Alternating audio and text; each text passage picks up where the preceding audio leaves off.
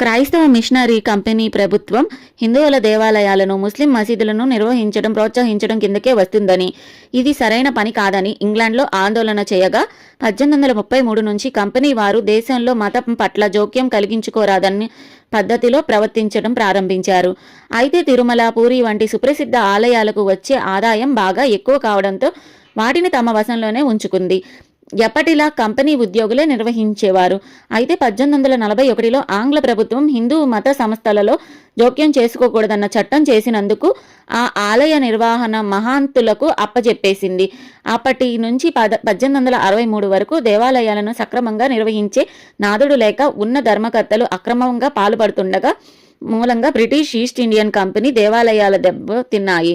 ఈ స్థితిలో 1863లో కొత్త దేవాలయ ధర్మ ఆదాయాలు చట్టం ఈ అరాచక స్థితిని సరిచేసే ప్రయత్నం చేసింది.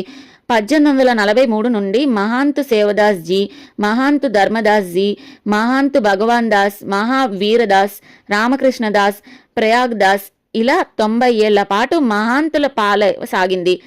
వీరి తర్వాత 1933లో అప్పటి గవర్నర్ ధర్మకర్త మండలిని ఏర్పాటు చేసింది. 1900వ శతాబ్దానికి కొండపైన శ్రీవారి ఆలయం, హాదీరాజీ మఠం తప్ప వేరే ఏ నిర్మాణాలు ఉండేవి కావు.